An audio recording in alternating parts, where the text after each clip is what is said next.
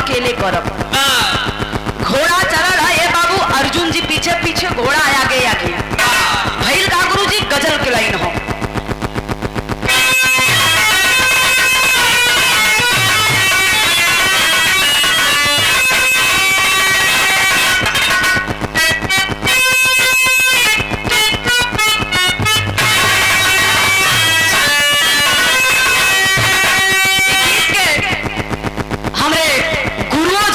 अरे वाह, स्वर्गीय रामदेव गुरु जी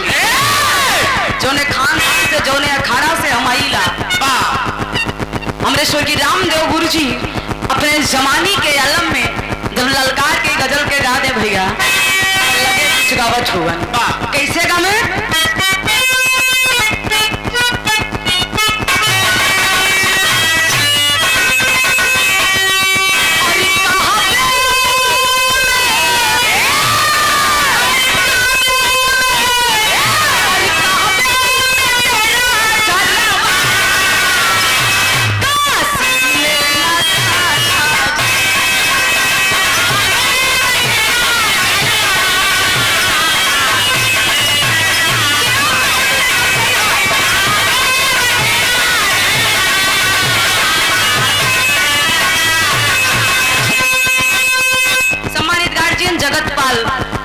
गार्जियन की तरफ से इस भाव पे खुश होके 51 रुपया के आशीर्वाद, बहुत बहुत प्रणाम। हाँ निवेदन है भैया, आप लोग उठा बैठी मत करिए। हाँ 15 मिनट ऐसे बैठ जा भैया, निवेदन बा। इतना देर से बैठला बिरहा के आनंद बहुत लेत हुआ। 15 मिनट ऐसे बैठा, बस 15 मिनट वही में बिरहा खत्म कर दी। लेकिन हमें गुरु जी गावे कैसे?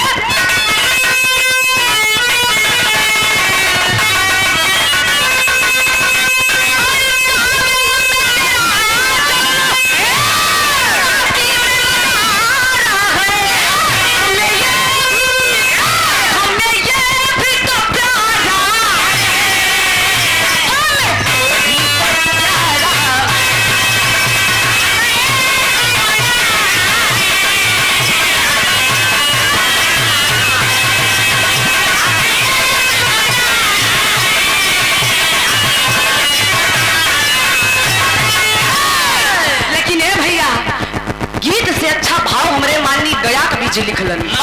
कैसे?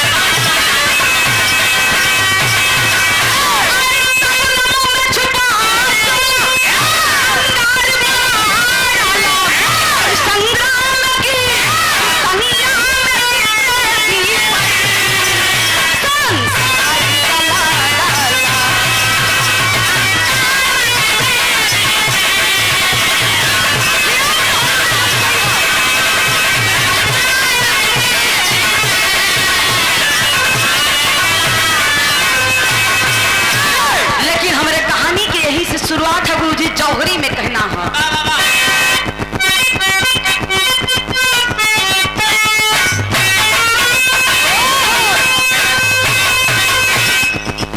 कहानियां पहुंचल कहाँ गुरुजी?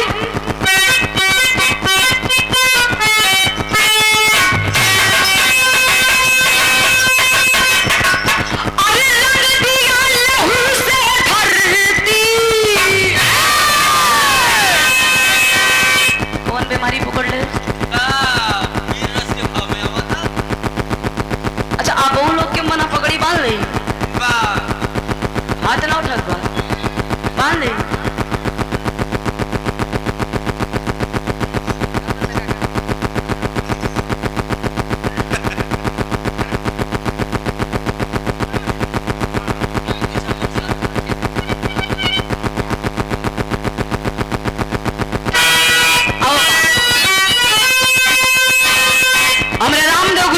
बात का अगर बिरहा के क्षेत्र में उतरत हो जितेंद्र भैया, चाहे लेडीज हो चाहे मर्द, अगर उतर गई हुआ तो लेडीज मर्द के बात हुआ ना होला।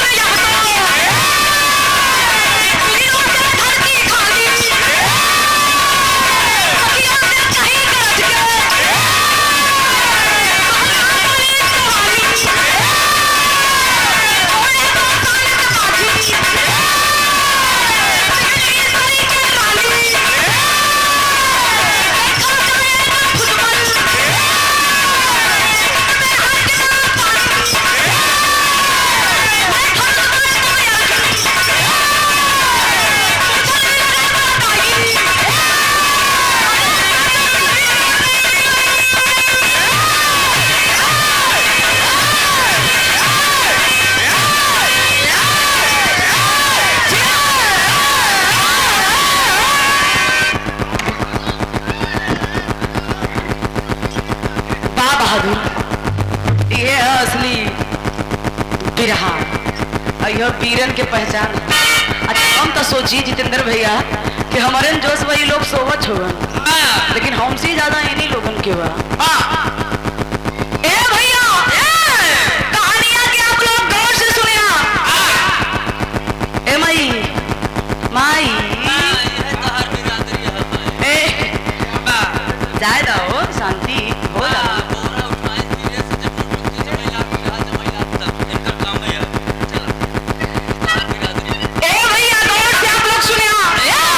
कहानी सोने समय अर्जुन जी पीछे पीछे भेड़ा आगे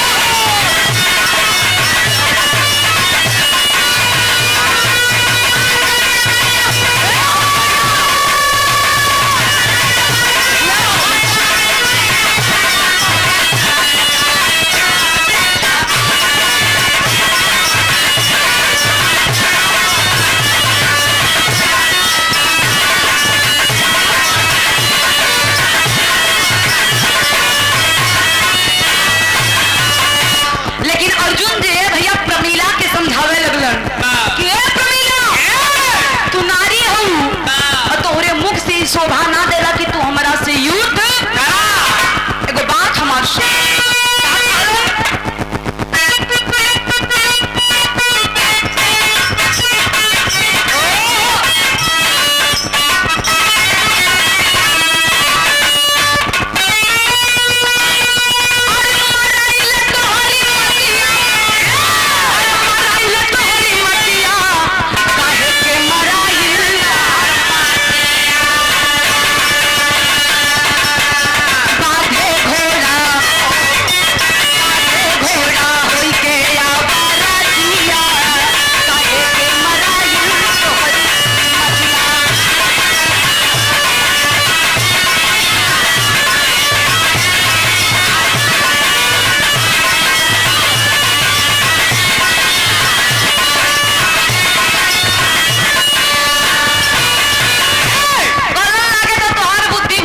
मटी मरा गई है, यही खातिर घोड़ा के पकड़े तो के पता बा हम के है। अर्जुन जी अपन परिचय देत हुवन कैसे?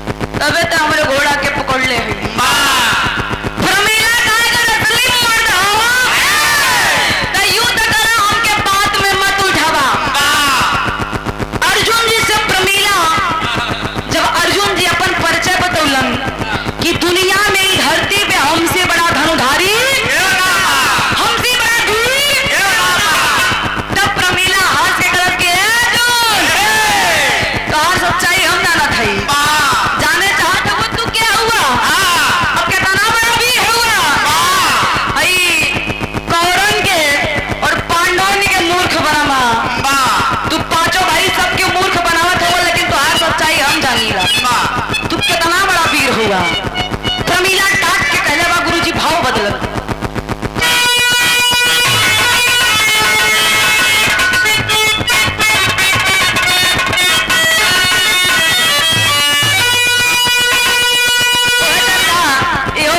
बड़ी पुरानी लाइन है गुरुजी।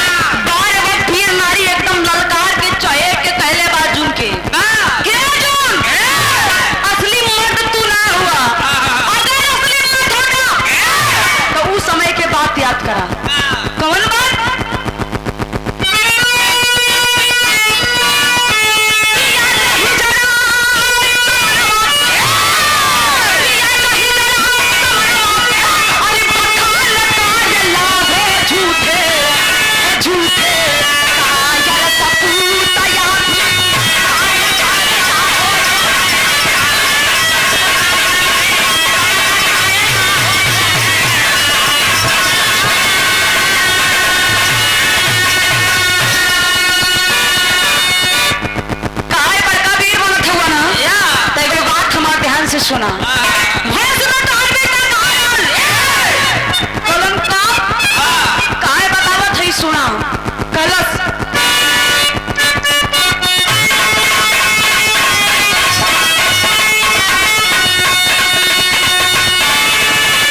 जहिया हस्तिनापुर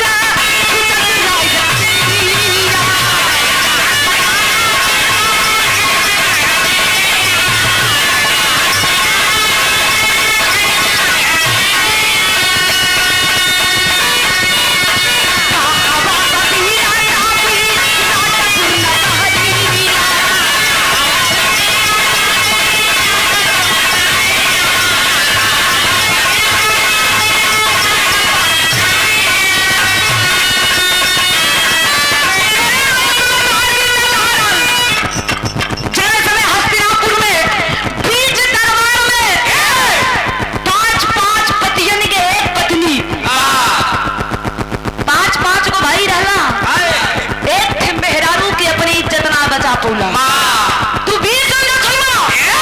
अरे के वीर नहीं के कायर कहल जाला ई मर्द के पहचान ना हो ये मौका हो अर्जुन से कहलन अर्जुन उस समय याद करा चले समय विराटपुर में विराट नगर में कीचक तोरे पत्नी के साथ दुर्व्यवहार करत रहल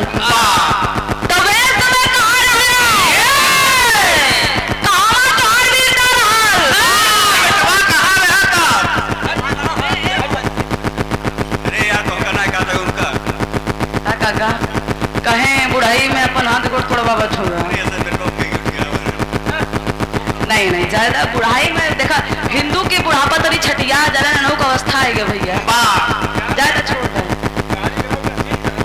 अर्जुन जी का सुना तो के सच्चाई ना पता बा अर्जुन बड़का वीर होना छुआ हाथे में चूड़ी पहन के कहवा को मत बना एक ठे मेहरारू के बचाना पड़ला अब बड़का वीर होना छुआ और 5 जने मिल के अरे बाप रे बाप अर्जुन के घोड़े चढ़ो मोड़े पुतान मेहरारू ढेर बोल दिया एकर दवाई मेहरारू के जब बात अर्जुन जी कहलन प्रमीला कलाई मेहरबा बोलबे ना करला कामो करके दिखावा था असली वीर हुआ तो मैदान में आ जा पता लग गई आज के मेहरारू हके मेहरारू के मेहरारू मत समझिया औरत के कबो कमजोर समय आवे पे तो रूप बदले ली प्रमीला ललकार के काका गुरुजी लेकिन ये तेरी के भाव लगल हो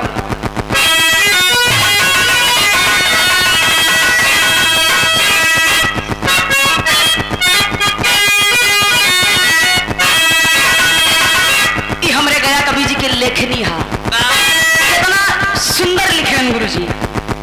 एक एक शब्द पे अगर आप लोग गौर करें यहाँ तो बहुत ऊंची बात लिखलन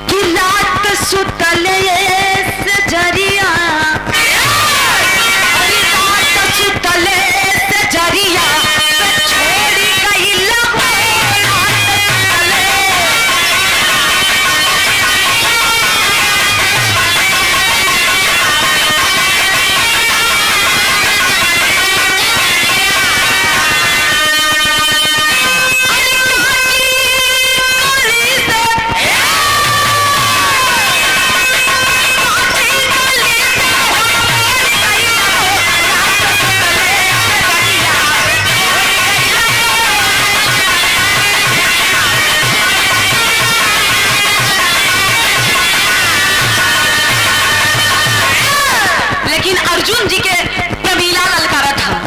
कलश का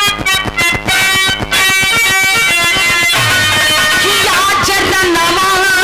में छोड़ या चरणवा में छोड़ या जा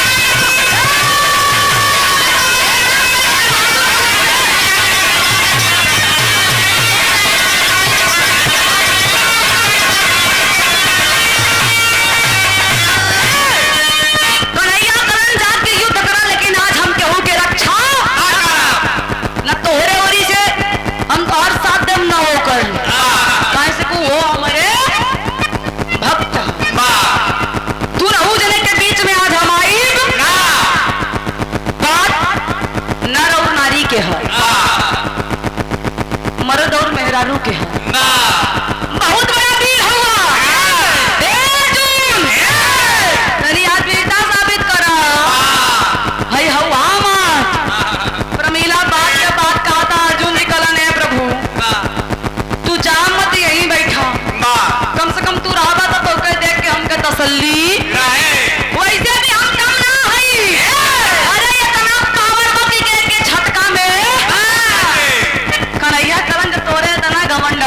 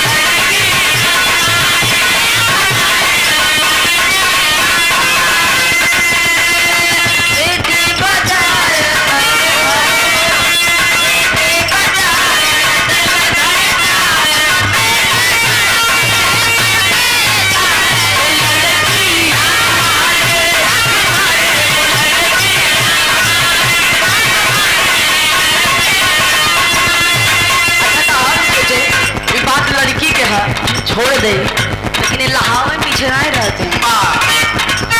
लेकिन ये भैया अर्जुन कहा था जब प्रमीला के समझावा तो प्रमीला डांट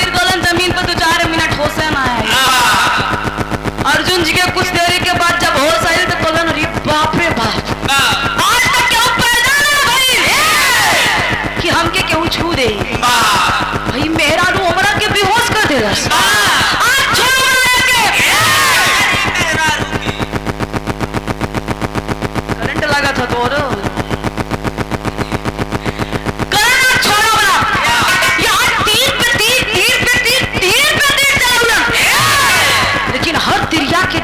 प्रमीला एकदम ओके जैसे साग मुरई ना कटल जला काट काट के एकदम गिरा देते एक कहूं काम ना आया बता तब अर्जुन जी के क्रोध लगल बा कि आज हमार एक कहूं बाण हमरे साथ ना हो एकरे आगे कौन टिकट बा दिमाग लगौलन अब कालन का गुरुजी मोहब्बत के लाइन है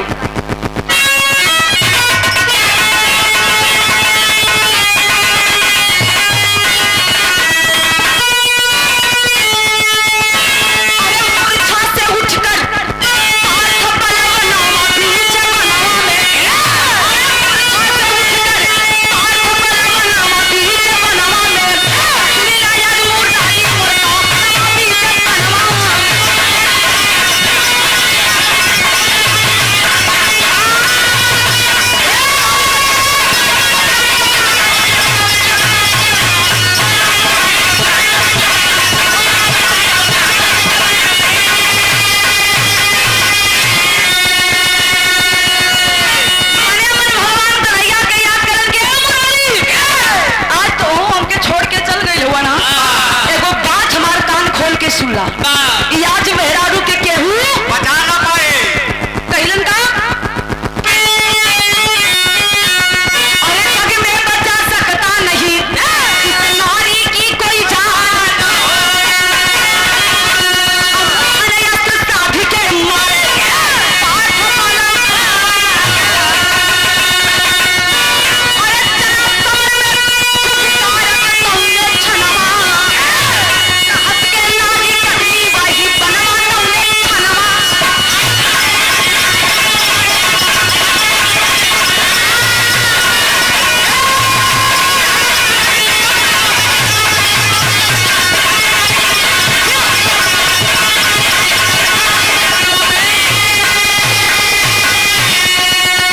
भगवान कन्हैया के मने मने याद कलन की ए मुरारी एगो बाण तो हमरा के देले रहला कहला कि ई बाण कबो मत चलाई हां अगर ई बाण चला देब त पूरी दुनिया खत्म हो जाई जोने बाण के नाम बाबूजी बतावल गई मोहनस्त्र मोहनस्त्र के आज अर्जुन जी बेबस हो के अचानक के उहो मार देलन जब मोहनस्त्र के खींच के मरले हुआ ने भैया तब प्रमीला के सामने मोहनस्त्र जाके नतमस्तक हो गई और उहो बार जब नतमस्तक भइल तो अर्जुन जी के माथा घूमने लगल उनके समझ में आ गई कौन साधारण नारी ना हा बाबा फूल नदी में वो भैया यार कौन साधारण नारी अर्जुन जी घबराइल हो गए और घबरा के सोचलन का गुरुजी आल्हा के भाव लगल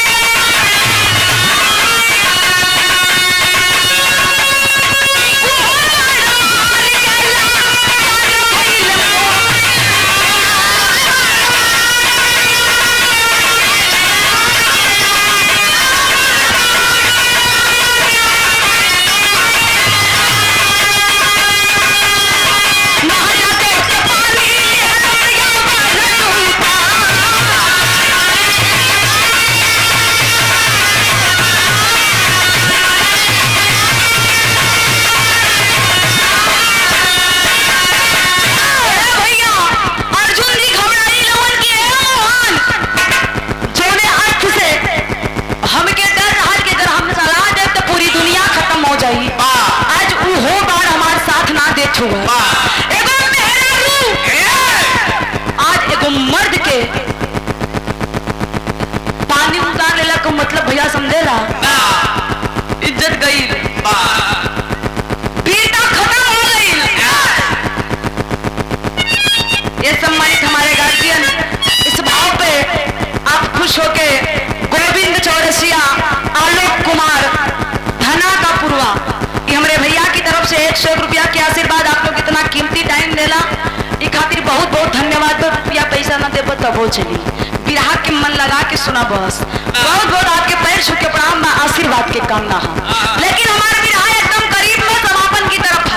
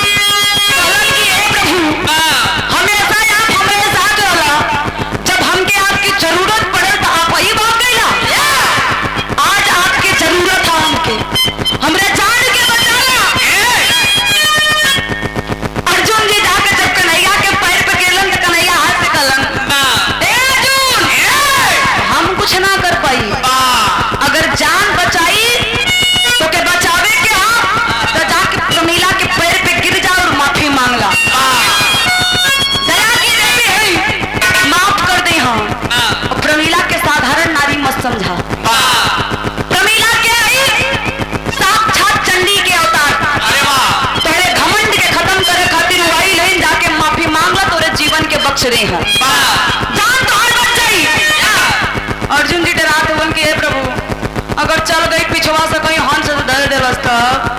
करण कुछ ना करी छोड़ दी दया की देवी है प्रेम से जाके पैर पे गिर जा माफ हो गया पहला का कोई ही खड़ी के लाई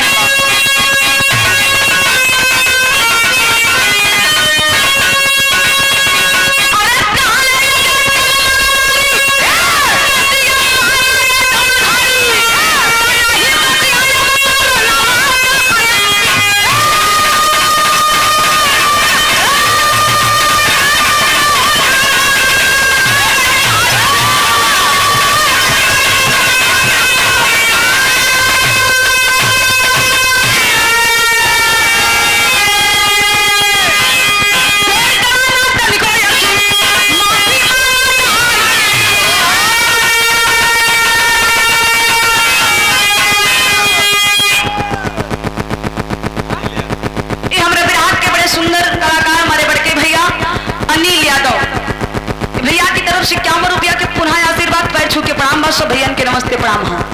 कारण का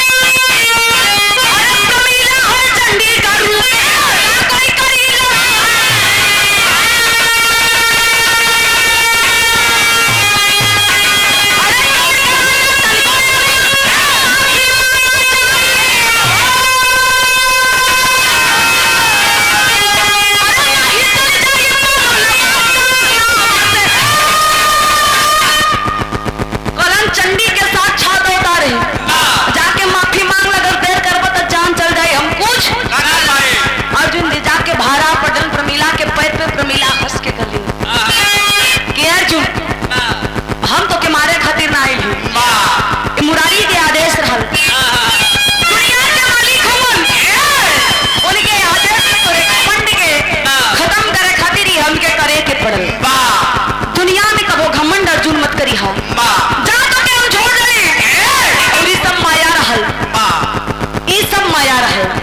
माया में तो के फंसा के तोहार घमंड के खत्म कइनी अर्जुन जी माफी मांग लेलन ए बाबू प्रमीला घोड़ा वापस करके बहुत बड़ी सीख दिल इसका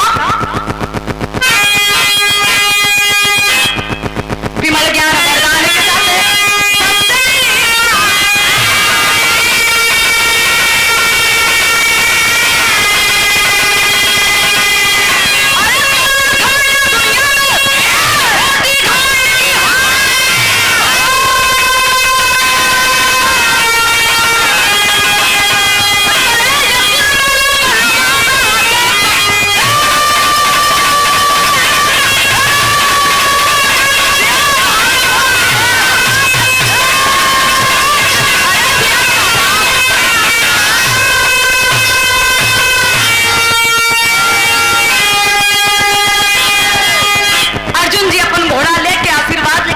यहीं से कहल गई बा जब जब अर्जुन के घमंड भइल तब तक मुरारी अर्जुन जी के घमंड के कोनो न कोनो रूप में तोड़ गई यहीं से कहल गई हा कि जे दुनिया में आइल हा